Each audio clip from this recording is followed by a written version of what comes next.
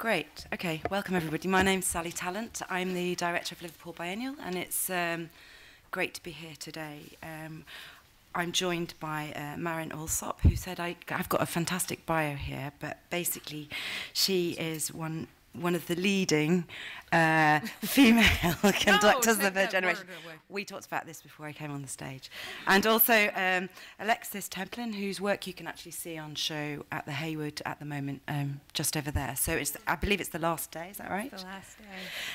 And rather than read out bios, I think we're just going to go straight into a conversation. So this debate was prompted by an article which appeared in Der Spiegel, which was an interview with the painter Georg Baselitz, and and we're going to actually read that out just in case you haven't actually seen the interview, and Alexis will be Georg Baselitz just for today. And always wanted to be a male German painter. Yeah, but one of the things he says in the interview is that women simply don't pass the test, and we're going to open that up and start to talk about actually what that might mean in this context, but also what that might indicate in terms of kind of prevalent views about artists, and in particular women artists, and how they relate to the market, and actually how those issues go across into other disciplines, socially, culturally, and politically.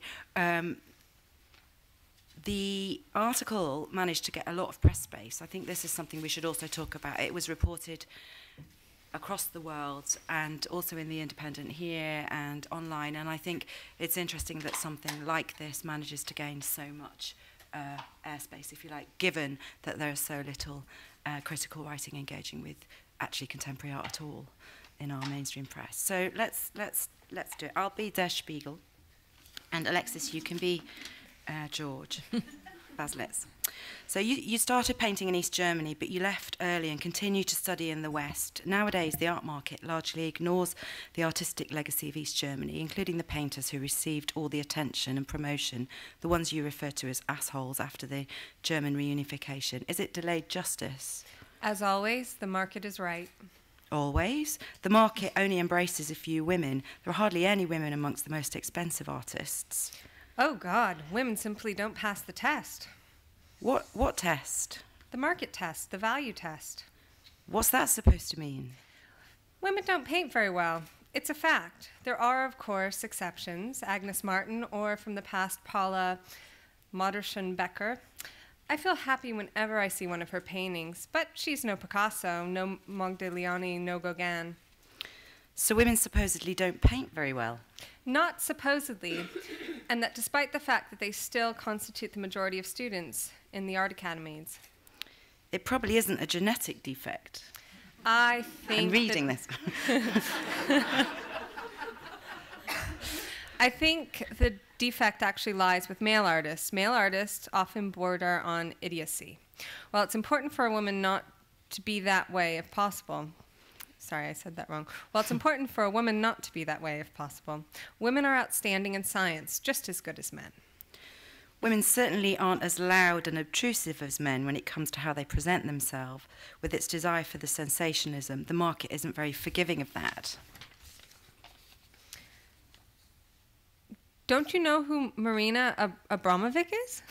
She doesn't paint, but she's an important performance artist, someone who shows that a woman can come a long way. She has talent, as do many women, but a painter doesn't need any of that. In fact, it's better not to have it. Are you saying it's better not to be talented? Yes, much better. So should we stop there, do you think? Or do you want to go to the end? Do you want it? Oh, okay. Okay. Okay. Why? Talent seduces us into interpretation. My sister could draw wonderfully, but she would never have hit upon the idea of becoming a painter. I never had that extreme talent. It's true. For centuries, art was a craft, an almost physical labor that was performed by men. Men were also the first art historians. Everything was male, and it simply stayed that way. That has little to do with history. As I said, there are certainly some female artists, Helen Frankenthaler, Cecily Brown, and Rosemary Trockel. The latter is German, and she currently has a big show in New York. She's also well regarded worldwide. She's actually got a show at the Serpentine Gallery at the moment, if you want to go and see it. There's a lot of love in her art, a lot of sympathy. That doesn't sound like praise. So what does she lack? What does Modersohn Becker lack to make you not rank the two of them amongst great artists? Let me qualify that. There is, of course, quite a lot of brutality in art. Not brutality against others, but brutality against the thing itself, against what already exists. When Modersohn Becker painted herself, she looked very unpleasant and extremely ugly.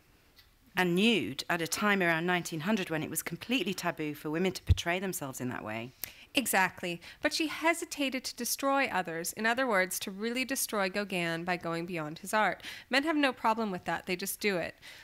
But you must know that I do love women. Of course. Yes, I'm constantly in love with my own wife. Does Jeff Koons, another expensive contemporary artist, have the necessary brutality? He supplies the world with sculptures of tulips and hearts. The most unpleasant works of Jeff Koons that I've seen are those fuck paintings with Cicciolina. Just the fact that he made those paintings while at the same time talking about love and fathering a child, I think it's dreadful.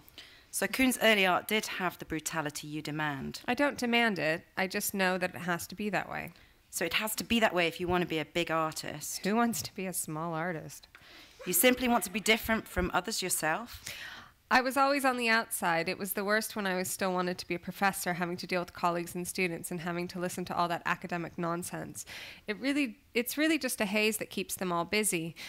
But all of that is fortunately over now, once and for all. Everything ended happily. Wait, Georg Baselitz is happy. Absolutely, completely. It's fantastic. I can even be happy about my own paintings. Mr. Baselitz, thank you for this interview. Okay, so that gives you actually the whole interview. And I think what's interesting about that is that it's been abstracted and it was reported in the press very differently, I think, to actually the context of the whole interview. And the emphasis was really put on his statement that women didn't cut it in the market. And we're going to talk about that a little bit. But I wondered, Marin, if you could talk about a little bit about the kind of parallels maybe in the attitudinal context of the world in which you've had to operate. Well, I think it's so difficult to counter-argue when someone says, it's a little bit for me like having an argument with someone when they invoke the Bible. You know, I mean, you can't, there's no hope. I mean, you can't have if you're going to say something that, you know, that platitudinal, that it's just, you know, all embracing that, well, women can't paint. I mean, how do you don't even know where to begin. So it's a bit frustrating. I mean, and when I hear men say now, I mean, and I was telling them that I have colleagues, I mean, older colleagues, usually male colleagues, who say that women can't conduct. They can't. And, you know, and then they will qualify it a little bit, as he seemed to backtrack a little bit. Well, you know, they can conduct Mozart. But they cannot conduct Bruckner. I mean, I don't understand. You know, there's no, how do you argue with that? I mean, there's nothing, I have no argument. I mean, it's absurd, except to spit on them, you know, and then I just get all frustrated.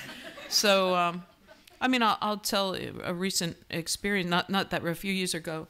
You know, for me, it's difficult because I tend to be the first woman to conduct all of these orchestras, and I'm very proud of that, but I find it really pathetic that there's still firsts in 2013 in the 21st century for women. And, you know, the seconds don't come nearly soon enough as well. But I was the first woman to conduct at La Scala, and in the 230 some odd year history. And so it was a big, you know, it was like the moon landing, a big press conference, and, you know, you would think something really happened. I mean, nothing happened. And that's what I really want to say is, you know, this, I don't know, it just feels like another day to me. I don't know what your problem is and why you're so interested in this, but I will talk about it because it's become part of my responsibility. Anyway, they said, listen, we asked Riccardo Muti, our maestro, what he thought of a woman conducting. And he said he thought it was okay, but no woman could ever conduct Otello, the opera Otello. So I said, oh, well, you know, he must not have had time to think about his answer. I mean, what am I going to say? That is absurd. That's the most ridiculous thing I've ever said. You know, and this is someone, of course, who's a leader. He's now the head of the Chicago Symphony in America, you know, where I have not conducted. So, you know, it's very hard line to tread. Anyway, so the interview went on and on and on. We talked, you know, they asked me if I cooked. I mean, it was very funny.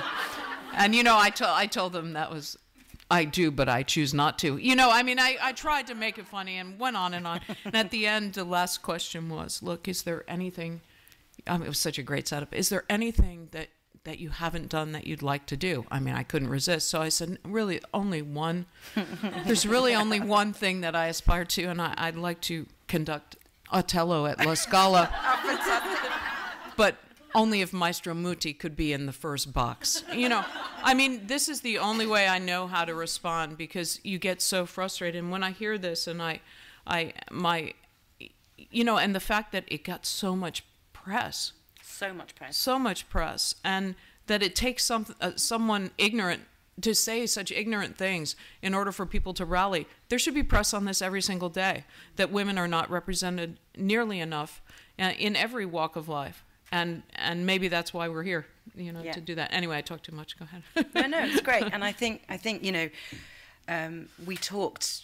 The reason I introduced you as the leading female conductor, we talked about that beforehand, because that's the way that you often get introduced, and actually not just as a conductor who has conducted some of the most important orchestras worldwide. And I think that, Alexis, we also talked about how uncomfortable or difficult it is to always be qualified as a female artist or as a woman artist, and yet at the same time wanting to engage with the kind of adjustment or the histories of feminism and be able to present an argument around equality. It's very difficult as a role model. Like, how do you manage that?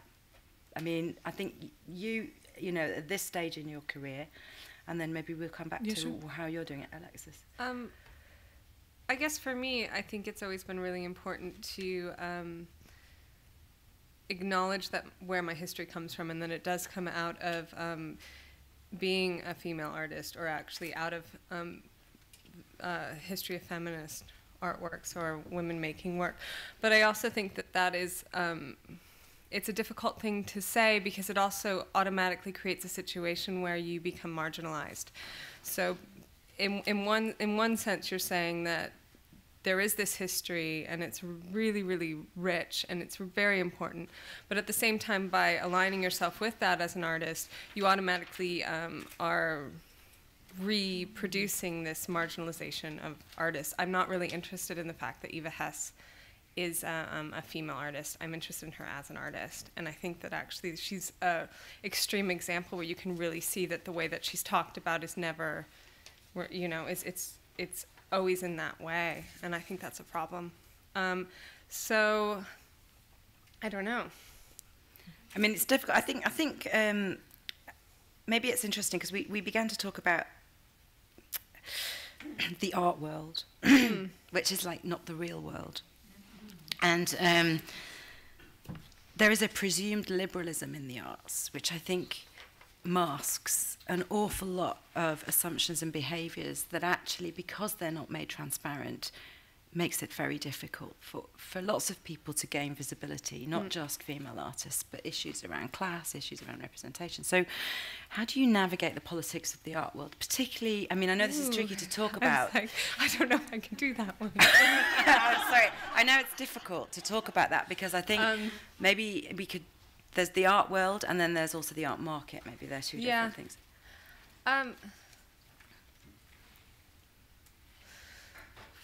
I don't know. I just think that you find the language to talk about your work in the best possible way, and that's, for me, that's always been as a painter, and that's always been using kind of art history, and so I guess my way of navigating the art world is just to be really good at what I do, and I think that there is this funny thing about being a female painter, because if you think about the 60s and the 70s and the 80s, there was this real move for women to stop painting and be much more interested in performance and sculpture. A lot of female artists like Agnes Martin and Joan Mitchell actually left New York and went to live in other places away from that kind of art market scenario. And a lot of female artists were really, really interested in performance and kind of having a language that was not coming out of this male-dominated kind of painting language. So, I just think all this stuff it's kind of I think what Baselitz did by talking about this is he brought up all these kind of interesting things that we can talk about. And in that way, when I was talking to my students at the Royal College, it's something that we were talking about is does it actually matter what he said? Maybe, maybe not. I mean, he's an antagonist. When he says the market's always right, we know that he doesn't believe that. I mean, there's no way that anyone believes that. Well, I don't know if it's moronic. I think it's actually ironic. Ironic. Oh, yeah. Yes, that's the word. Yeah. So I think that's what he's always been known for doing. That probably didn't really answer the question, okay. did it? Marin, how have you navigated really this environment that you operate in? And you talk about often being referred to as the first. Is the second following you? You talked about having responsibilities. I wondered if you could kind of talk about that, because it's a very rigid world, I imagine, your world. Well, obviously I think about this probably more than most people need to think about it, simply because what I do is also it's very abstract. I'm not a creator, I'm just a recreator, but everything I do is about gesture and people's response to gesture. And so I think a lot about the fact that in our society, women's gestures are interpreted very differently from the same gestures by men. So this is part of what my thought process is about, and how to make it be about the music and what I'm trying to achieve, and connect with the musicians in that way. And the question I'm always asked by journalists is, why aren't there more women conductors? As though I know the answer. And even if I knew the answer, I probably couldn't say it out loud because I want my jobs. So, it's always a delicate line to walk. But I think that one of the issues is seeing a lot, and I imagine with art as well, when people are choosing artists to exhibit, who makes those choices, and how many women are represented? If you go and look at an orchestra's concert season, how many women are conducting? How many women composers are represented? That's even a bigger question, I think, because they're the real creators. And I'm often asked, well, could you do a program of all women's music? Well, I do it occasionally, but on a special occasion like, here or something. But I find when women are ghettoized like that, it really almost exaggerates the fact that women are underrepresented elsewhere. And then I feel that they get a pass go, do not go to jail pass, because they've ticked that box. So they can feel better. People feel better because, oh, well, we did the woman thing, so now we're okay. We can go back to our usual plan. And that's what I worry about in terms of my field, is that I'm the box that they ticked. And I don't want to be the box that was ticked. I mean, I'm happy to be the box that was ticked, but I don't want to be the only box that was ticked. So how do I create opportunities for young women emerging? And so I started a fellowship for women conductors, and so far I haven't been sued by men. I'm sure that will come. I mean, I'm very, very supportive of young men conductors as well. It's just I don't think that they need that, and maybe it's my own sort of form of affirmative action, which is now banned in America. But I really think that in order to be a conductor, it's very unlike anything else. You can't be a conductor unless you conduct. You can't even practice unless you have an opportunity to conduct, or you have 40 people come over your house every day. I mean, you can't even try it.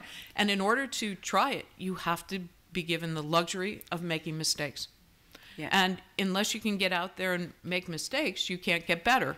And if so, anyway, it's one of these enormous catch-22. So I have a fellowship for young women where I drag the winner around the globe with me and have her conduct an opening piece on a concert. That's you know, that kind of thing. So she could just get her feet wet and try things. And of the 7 recipients, 3 are now American music directors. So I feel very proud about it. That's great. Yeah. So I don't know if you have to do the same. You know, it's a different kind of environment, I imagine. But how do you get representation and enough women artists so that they don't all have to be just great? I mean, you have to have some mediocrity too to understand what greatness is. Yeah. I think. Yeah. It's very interesting because art schools in the UK are full of women. Yeah. The majority of students studying contemporary visual arts would be women. You teach a lot, don't you? I teach at Kingston University, and I teach at the Royal College.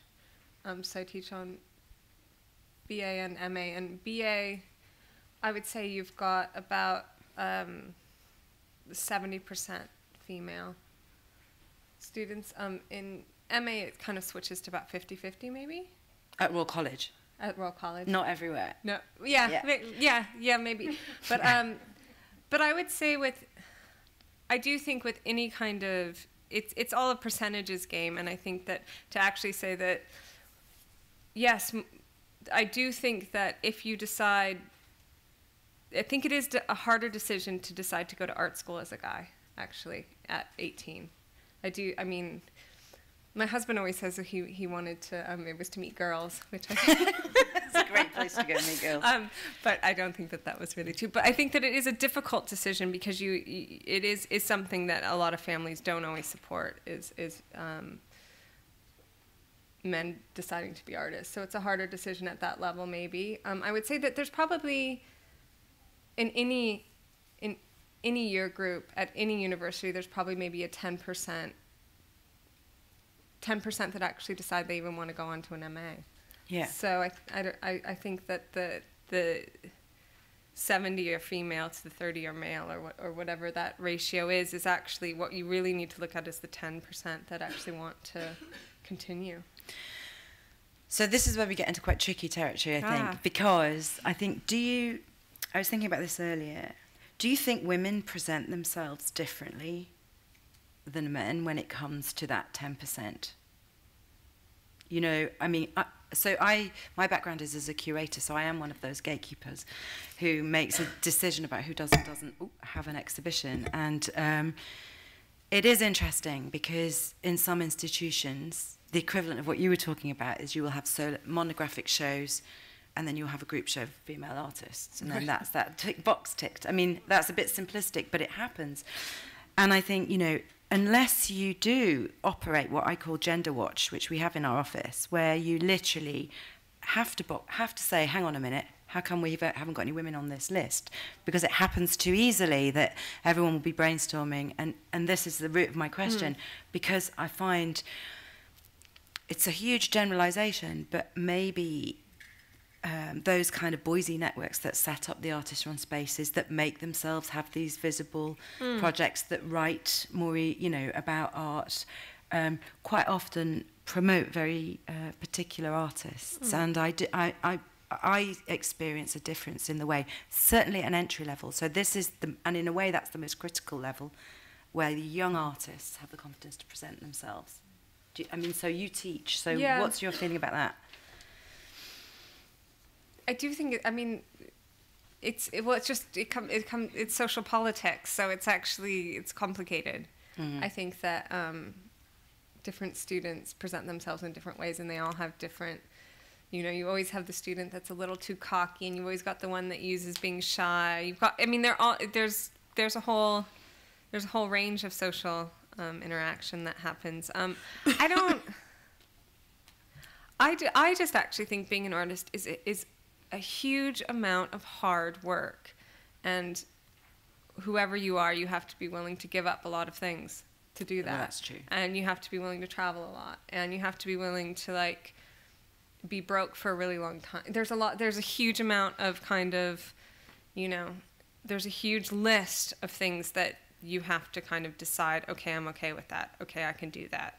I don't know where my next paycheck's coming. Okay, I can do that. You know, so there's this list that you have to be okay with, and whoever makes that decision, male or female, it's a big decision. Yeah, I guess. I agree. The precarity of actually being an artist, Yeah. which must be the same as deciding to be a conductor. Yeah. I mean, it's not, as a career, you know, how did you make that career choice? Well, I mean, for me, it was I wanted to conduct since I was 9, so I was just biding my time until I could figure it out. But, you know, I made my own decision that as soon as I could support myself by conducting, I would quit everything else I was doing and become a conductor. But in order to get to that place, I had to start my own orchestra, which I did. And, you know, because I had to figure out how to be a conductor and conduct. So I started my own orchestra and with the, you know, and you have to be an entrepreneur in every way, I imagine, as an artist too. Entrepreneurial qualities. And, I mean, there are certain qualities that you need to exhibit. And I think perseverance is the number one quality. You have to outlast them. And for a lot of women, that doesn't become an option. You know, in our 30s, or, you know, when we want to have children or want to have families, you know, sometimes you simply can't outlast them. Mm-hmm. And also then you look in the mirror and say, you know, and why am I killing myself doing this? I remember hearing on National Public Radio in America that they proudly one day said, well, you know, as it turns out, women are not as ambitious as we had once thought. And I thought to myself, that's the most ridiculous thing I've ever heard. Women are just smart. And they know when to, you know, throw in the towel sometimes. And they say, this is ridiculous. I'm spending all my time hitting my head against this brick wall. You know, I'm going to look for an alternative. But I don't think that should be our only option at all. I mean, I do think there's definitely some truth in the commitment that's required to be an artist or to work, you know, at the top of your field in somewhere which is so competitive, regardless. Yeah. And there are less opportunities for women in art. If you look at, I mean, I have a bad habit of looking at every gallery list to count how many female to male artists, and it's always shocking if it is shocking if you do it. I mean, it's shocking if it's over 30%. That's that's huge. But your prices are always going to be lower. Yeah, it's all about the money in the end. Yeah, I mean, you know, well, really, women we don't make nearly as much as, I mean, but looking at your list, I mean, it's shocking, isn't it? Yeah. This is shocking. She has you've compiled a list of I was actually the highest selling. It was in the New York Magazine art. in 2007. And the highest male, Mark Rothko's 1961 orange, red, and yellow painting sold for $86 million. And we've got Louise Bourgeois' actually, maybe let's look at Joan Mitchell, because that's a similar... yeah, she's a very established painter. Yeah, from the same time period, so 1960. So Mark Rothko, 1961, Joan Mitchell, 1960. Hers was $9 million. So that's, as opposed to 86 million. Painting Still a lot, 9 million. Yeah. I mean, it's a lot of money. It's a lot of money. And she is dead, so. Well, and it's interesting how many of the artists, you know, people say, well, Louise Bourgeois is selling really well now. So, you know, and too many of the artists that are selling really well now have died. I mean, that's also true of many male artists. I've heard a lot of older female painters make this joke where they call it the postmenopausal career jump, where you actually, as soon as you hit about 65, 70, all of a sudden your prices go up so that you can... We've seen it. I don't even... There's always hope. I mean, I think, you know, I looked as well just before... there was a sale at Sotheby's on the 12th of February this year, which is very recent. And out of 54 lots, there wasn't a single female artist sold. So, I mean, that was a contemporary art sale. So, you know, I think that says something. Well, yeah, I mean, this magazine article that I was looking at last night, it was saying that 15% of all the artists who have work on show as part of the permanent collection of the Whitney are female. So that's kind of, I think that seems kind of high or average. You know, it's not. I think things have changed. 5% of the collection normally. People have been trying to redress that balance in the collection. Last year, the Pompidou did an exhibition called Femme, where they pulled out all of the work. I don't think this was a very good show, actually. Oh, I'm being filmed. A fantastic exhibition called Femme. Where they pulled out all the work. And so, I mean, the reason I think curatorially it was a little haphazard was because there was no real relationship between the works. It was just about whether those artists were women. And so there was no earthly reason why you would put the works themselves together, except to show how small that exhibition was. Because actually, suddenly, that really does show you a gap in the collection. But I think things have changed. Yeah, I think that... But a lot more change is needed. But that's why I actually, at the end of the day, I think this article is useful, is because whether we like what it says or not, or whether we even understand what he's talking about, it brought up this conversation, which I think is important. But can I ask a question? I mean, just out of curiosity, I'm often asked, well, do you interpret music differently because you're a woman? I mean, these questions, you know, when you think about them, you just think, oh my God. I mean, they're so loaded. They're loaded, but they're also stupid. I mean, how would I know? Yeah. I mean, maybe. I have no idea. I've always been me. I haven't been you. I don't know. I mean, it's as though suddenly we decided to be a woman last week, you know, and before that, when I was a lizard, I felt differently about things. You know, it's just, I don't understand that ever. So and I struggle to be slightly polite to these people that ask me this question. You know, I mean, really, what does it feel like to be a woman conductor? That one question, you know, I almost can't bear it when they ask it. But now I'll do the same thing, though, in a way. But, I mean, what about if people... Okay, I remember my teacher was Leonard Bernstein, and he was teaching me at Tanglewood, and I was conducting the orchestra, and I went out into the audience. He was sitting in the audience, you know, to see if he thought it was okay, and he was sitting there sort of grimacing, you know, with his eyes closed. And I said, "What's the matter?" I thought, oh, God. He said, "No, I just don't understand. You know, when I close my eyes, I can't tell you're a woman." No, I mean, I took absolutely no offense about it. You know, he was really trying to come to terms with this. He was of that generation. Try not to look. And I said, "Listen, if you're more comfortable with your eyes closed, I'm fine. You know, I don't care. Whatever it's about, it's not about that, you know, because he embraced me and accepted me. He was trying to work it out. Because for him, women didn't conduct, so he couldn't figure it out.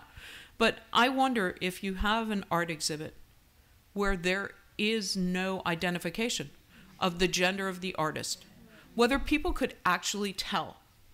I mean, I understand certain topics, but I often think that, you know, because people ask me about women composers, I find that some of the women composers whose music I do, I think about, you know, Joan Tower and Jennifer Higdon, they're very masculine composers. You know, they use a lot of percussion. It's a lot of loud, I mean, sort of stereotypically masculine.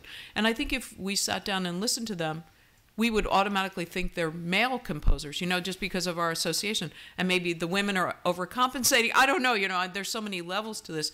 But I wonder if we couldn't just do an exhibit that was anonymous. And really, the exhibit wouldn't be about the art so much as people's reaction to the art and what people thought. And people could vote as they went through. And in the end, you could find out which were women artists, which were male artists, which were artists of, you know, color.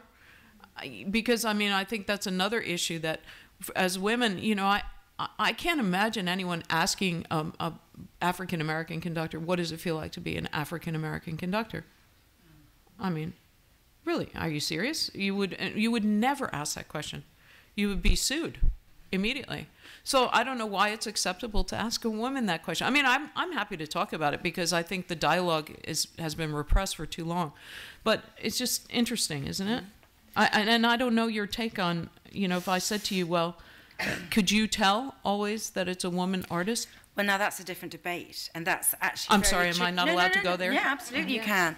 But I think you know, we'd be here for hours now. So settle in.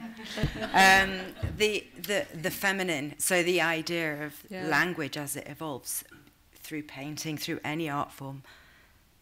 Yeah, there's been some there was a great exhibition, I think it was a great exhibition called Inside the Visible. Did you see that? You're probably too young. At the Whitechapel.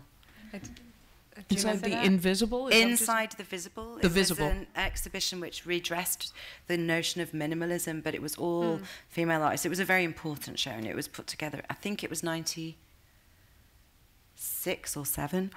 And, it included work by some of the artists that we've talked about here. But there has been a lot of work done on the feminine as it's articulated through arts practice. So, I don't know. This is what we were talking about, actually. We were talking about this, but I was just thinking of something that I thought was really funny, actually, is that a friend of mine whose father is the same generation of male painters as Baselitz,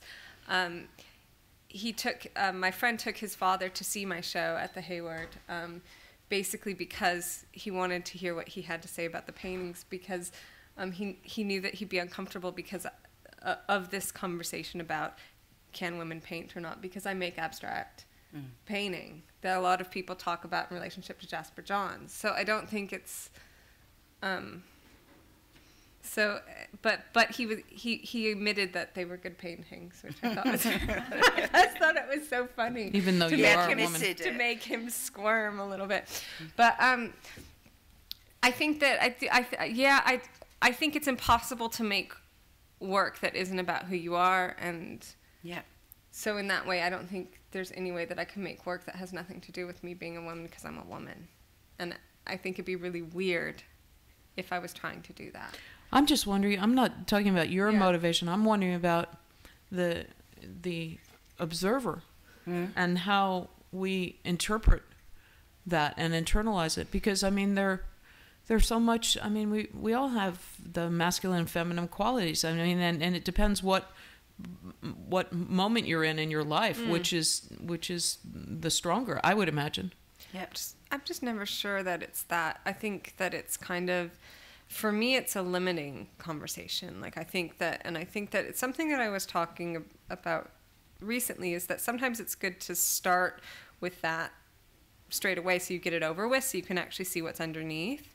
And I've been in the situation with talking about my work in relationship to this idea of the feminine, and actually finding it very frustrating and limiting. That actually what I'm interested in is a much longer history of seduction in painting, and how that works through decadence, through histories of decadence, the way that intersects social politics, class politics. And if I talk about my work in terms of the feminine, all that stuff seems to disappear or become less important.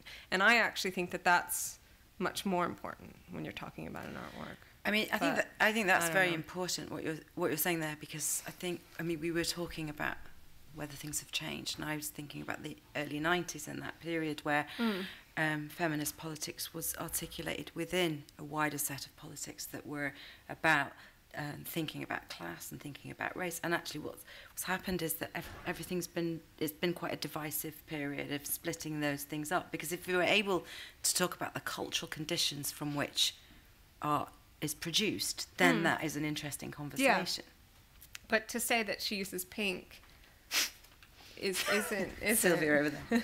Maybe we should get you in. So I think maybe that's a good point for us to open up the conversation a little bit to all of you. I know that we've got some artists here. I was particularly, I was going to draw you in, Sylvia, at some point, if that's all right. But just wondered if anyone had any specific comments or questions that they'd like to add to the discussion at this stage. Do you want to show your hand if you have? Yeah, there's one here. We have a roaming mic. I think it's been recorded, so. Right. I'm a scientist, really, but I'm turning my hand to art at the moment, and come from a family of artists. First point is that my great-grandmother and my great-grandfather were artists. I have one piece of her work and about 40 of his. And as far as I know, that she didn't, well, the family knows, she didn't produce anything once they were married, which is sort of interesting. I've been doing a course in illustration and went to a lecture on watercolour. And at the end of it, there's history of watercolour, not one single woman's painting was shown. And this was someone from Kingston, by the way. And I don't know his name, but you probably do. No, it was just, and afterwards I went up to him and said, why not? He said, oh, I prepared this lecture about 15 years ago, so I probably wasn't thinking about it then. And I said, well, maybe your students would really like to hear. I mean, the art school is a very interesting thing to discuss as well, because, not enough, in my view, contemporary artists get those positions in art schools where they can actually influence young artists who emerge, people who are early in their career, going into art schools, who can get the very best practicing artists in. You often get people who are maybe not in touch with what's happening, and that's a really good example of those kinds of situations. I went to I did my BA and my master's in California, which is a very different has a very different type of community related to kind of artist teaching, and it's really important as a practicing artist to also be part of the educational system of younger generations. So I kind of really believe in that, but it is true that there's less of it. There's some of it's I think it's changing a bit now, especially when the economy does a nose dive. There's a lot more artists kind of needing to teach, maybe. I think seeing examples of women doing things is so terribly important, all the way through school and then through university as well. I agree. My daughter was at the Art Institute in Chicago, and she, I think, had 2 female professors, that was all. Yeah, but Carol Becker, who is a brilliant woman, was the dean of the Art Institute of Chicago, so she did, I hope, yes, it was. that. I think Kingston we have 6 male, 0.5 tutors, and 2 female. 0.5. There's a question 0.5 over is here. half time, so yeah. You can run around. I wanted to ask about price and the price of women's artworks, and I'm by training I'm a 19th century art historian, so I know much more about the art market in 1850 than I do now.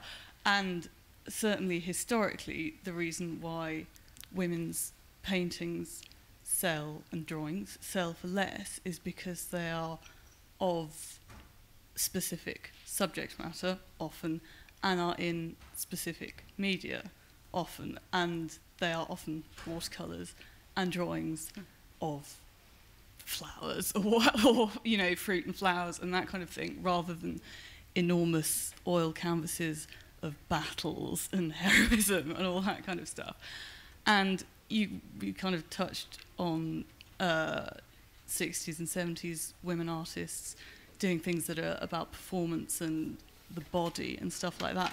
And I just wondered how much, if at all, you think medium has any role in the kind of prices that women's artwork now is able to attract. I don't think it has any bearing on subject matter. I don't know. No, I think a lot of times it's demand is what dictates prices. And I think that, there are some really great collections now. Valeria Napoleoni has a collection of only female artists. There's a lot more women collecting, actually, and so in that way, I think that maybe things are starting to get better, but I think that it's demand, so that if people are buying more male artists, then their prices go up. If they're getting more museum shows, their prices go up. That's the economy, because it's the cultural capital, so it's so complicated, because it's not just the price of the work, it's also the provenance of the work, where the work's been shown, how it's progressed through galleries. So something that's been shown here and at the Serpentine Gallery and and actually public institutions add a lot of weight, museums, rather than private galleries. And so, depending on who gets those opportunities at an early stage in their career, the work is worth more. So it amasses cultural capital. The actual painting itself has its provenance. All of that's very complicated. I think secondary market, which is what you're talking about, of course, miniatures and watercolours are not going to hold the same level of value as great big landscapes or battles. But I think in terms of contemporary art, it's not quite the same. I do think that there's always this is terrible, as we've seen recently a lot of the kind of new now is the sort of senior artist, so finding an overlooked artist towards the end of their career and giving them a big show, because actually there'll be a market for that work, obviously. You know, so and you do see that happening time and time again. Okay, there's a question here. In terms of supply and demand with artists' work, are there any comments that you may have about Damien Hirst and his work?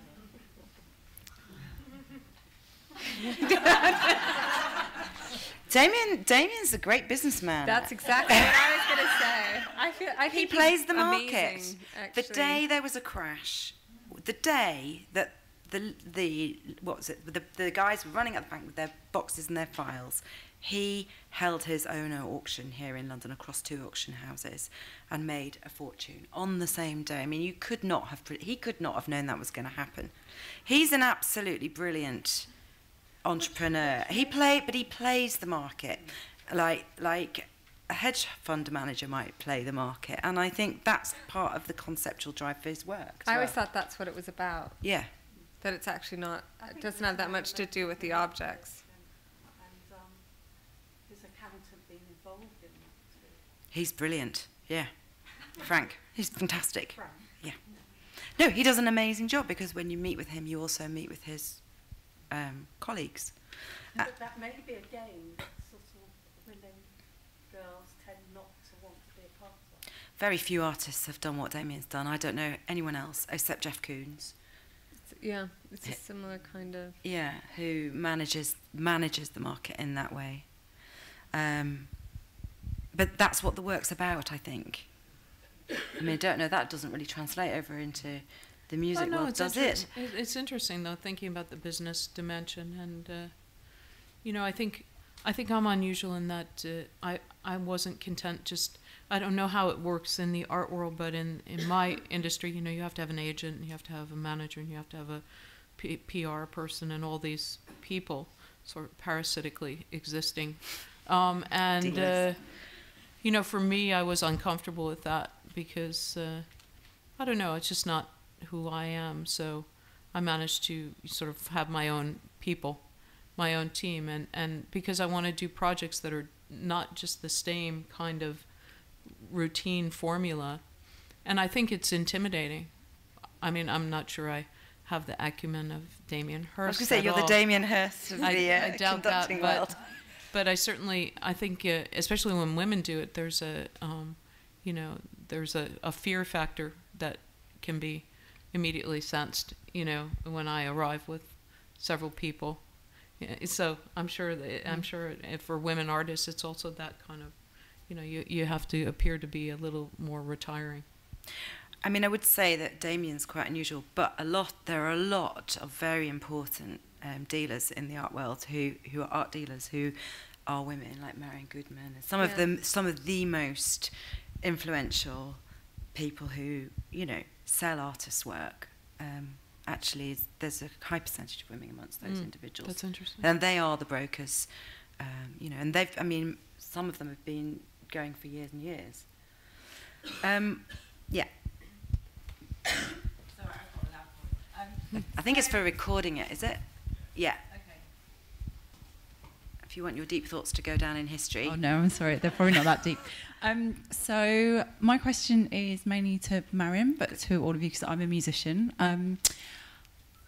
And I just think it's very interesting what you've all just been discussing about the marriage between the entrepreneurial side of your brain, but also the creative side of your brain. And so I just, you know, you've just talked about Damien Hirst being, like, you know, absolutely brilliant at managing the market, but you've also said that you're not sure how his, you know, how interested he is in the objects that he's actually creating.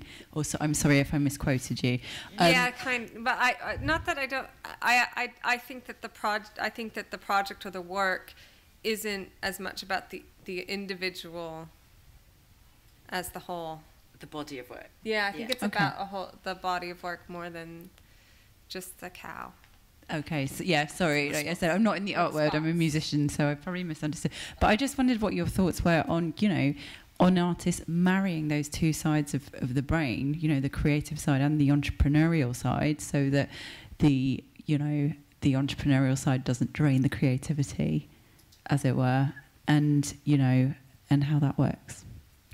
I think as long as you put the art first, and everything is in the service of the art, and you believe in that passionately, I think there's no danger. But you have to always remember that people will interpret that as a negative. Oh, I mean, just listen, so he's a brilliant businessman. Mm-hmm.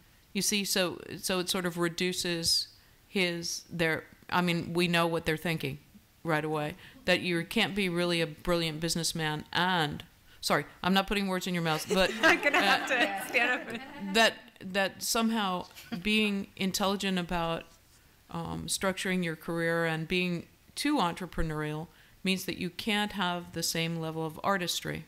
I mean, this goes way back though, and certainly in my field, the maestro mythology, there's a whole aura about being a maestro where you have to be inscrutable and unintelligible, to be a genius.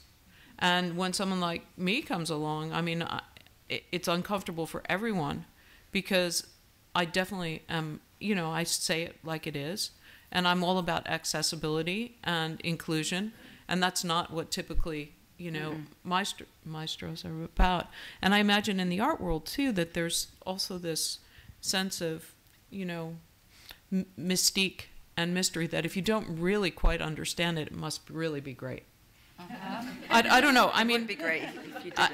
I don't know. I mean, maybe I'm just projecting, but so then if someone who's living on that level comes down and says, "Yeah, well, let's do a consortium together and put together," and you're like, "Oh no, that's really too entrepreneurial. That's too much of this world." I don't know. I imagine there's something like. I'm kind of. I mean, with Damien Hirst, I really just think the work's about the businessman and the artist, and I think that's what it's talking about. And I have no problem with people being entrepreneurial. I think it's the only way you can be successful is that you have to manage your own business.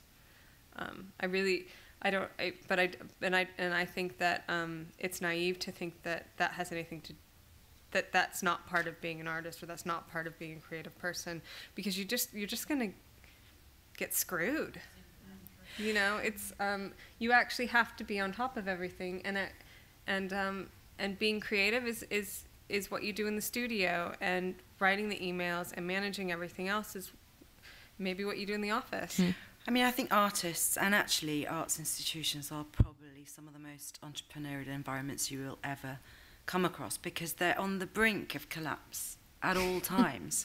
It is so difficult to keep the doors open and to make it possible to work with people, to make it possible for those projects to happen. And I've seen people go to extraordinary lengths to do something that an artist wants to do and get money from wherever they can to make that possible and feasible. So I think actually the art world could teach the rest of the world a thing or two about how to be resourceful and how to be entrepreneurial and how to think creatively. That is what artists do, and I think we undervalue that aspect of being an artist. Yeah, I mean, there's performances or there's things that I've done because I've had to. It's like, okay, well, if I do that performance, that means that I'll do it, but that means I need the 2 guys to film it, which means I can make the film.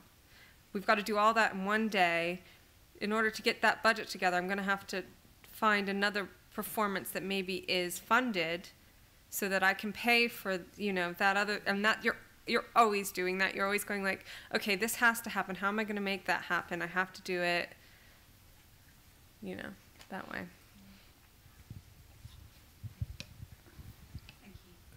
You're saying that art institutions are in crisis, and do you think that leads to a sort of conservatism in terms of selecting men over women for content? And as a sort of related question, you described yourself as the gatekeeper. Are curators? Well, curator. No. Are they evenly represented in the business? Well, it's a very interesting question, that one. If you open the door of most arts institutions, you see an army of women organising exhibitions. Actually, we have quite a lot of female directors in the arts as well, of institutions, which is great. That doesn't necessarily mean that we're showing work by women artists. It's interesting. Although I think, you know, historically there were more male directors than there were female directors, but I think we're in, you know, Jude is the artistic director here, Ivona Blaswick is the director of the Whitechapel. We have Penelope Curtis, who's one of the directors of Tate now, Tate Britain, Margot Heller at South London Gallery. I mean, it's great, you know, that we're seeing women in those positions. The conservatism, certainly with maybe commercial galleries who are selling the work, I think with public institutions, it's very difficult because it might be easier to fund one kind of work over another in terms of sponsors and who they might be willing to support. And I think sponsors tend to be a little bit more conservative. Mm-hmm. You know, a bank isn't going to back some radical experimental performance artist who's making work, I don't know, about activism or something. They're more likely, they might actually support your work. As a painter, they might want to see a painting show. So I don't think it's whether someone's a woman or not, but it might well be the kind of work that they want to see happening might be less risky. It's more difficult to get funding for, but not always. There are some sponsors that want to take risks and want to be seen to take risks as well. Painting shows are always thought of as being cheap because you just have to get them in there and hang them up. So getting funding for any kind of painting exhibition is very, very difficult. Do you think the gender watches, you talked about gender watches, do you think that's going on in other institutions? I do. I think people talk about it, and I think curators have to talk about it, because if we don't, it doesn't happen. And so it's important to kind of find a way to raise it as an issue and a question and a challenge, really. I mean, as Alexis said, you know, you get your private view cards. If you count, you could all start counting now. You do get quite depressed. And quite often you will see a show where there are no women, just be male artists, and no one says, wow, it's an all-male show. You know, and actually, if it was a group of all women artists, you can be damn sure you wouldn't get away with that not being referred to as an all-female show. I was recently speaking to a friend of mine who's a sculptor, and she has a show at the Hepworth, and I guess at the Hepworth they've done a huge amount of women shows back to back, and so she keeps getting asked, "Oh, that's great. Why are there so many women being shown at the Hepworth?" Because I think there's 3 in a row. Yeah. But Luke's in that show, isn't he? Luke Fowler's in the show that's on at the moment. There are 3 artists on. There are 3 on. There is a man there. Yeah. There is, okay. Yeah. I have a lot to say, but I'll try and keep it brief. Yeah. I'm in my final year of a painting degree at Camberwell, and I'm a little bit heartened to hear you say things are getting better from where you are, but from where I am, it doesn't seem that things are very good at all. We have 1 female member of staff out of, I think, 5 or 6 male members of staff. Out of 35 artist talks last year, only 6 were by female artists. There are no women on the reading list for essays that we have to write. There are no women on lists of artists to look at from the print workshops. And when you question the male technicians or the male tutors about that, they go, a bit like, I prepared the list 10 years ago. I didn't really think, well, but I can't really think of it. Well, what about Paula Rego? What about, Kathy Cole? It's just endless. And then when you go to somewhere like Tate Britain, to the Picasso show, where it was his work and the people that he influenced, I felt like they'd gone out of their way not to mention the women that actually were really fundamental in bringing Picasso over to London in the first place, to the Whitechapel. One of my tutors is Julian Bell, the very well-esteemed art historian, grandson of Vanessa Bell and grandnephew of Virginia Woolf, yet he thought it was more appropriate to talk to a load of painting students about public sculpture than feminist art. And I just think, oh my word, what are we doing?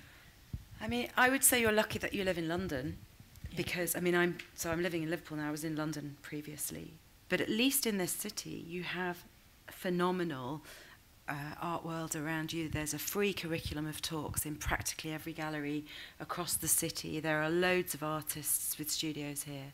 I think it's very interesting when you move away from London, and then it starts to get even more difficult to access a wider cultural offer. So I do think art schools difficult. It's hard. I mean, it's hard to change things too. I mean, I'm always asked to do the F word lecture, and I'm like, it's because I'm one of the only female staff members, and I'm always like, well, why can't that guy do it? He, like, but only to be facetious. So yeah, I don't know how you change things. Maybe you just make a list and put it into the library. Well, I do challenge them. Good, but I'm sure you do. I feel like I'm the only one, which is sad. Yeah. And when I'm gone and graduated, I just fear that there'll be a lot of younger women who don't even notice. There was a hand here. Yes, you. Sorry. Yeah. Okay. Whoops. Okay. Are we over? We need to come to a close in a minute. Yeah. I think this question about children is also quite interesting because I work with my partner. We make projects, so we share the childcare and the artwork. But obviously, when we both need to work together, you really have to have quite a decent amount of money coming in to pay that kind of childcare.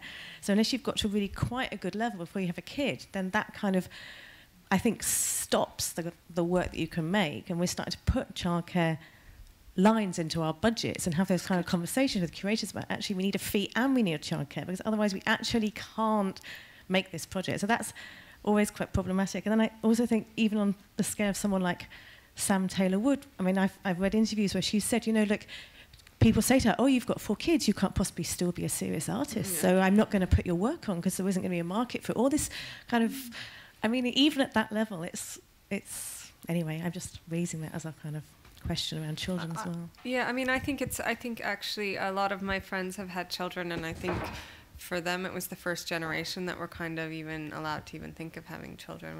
When I was taught in LA, it was women artists didn't.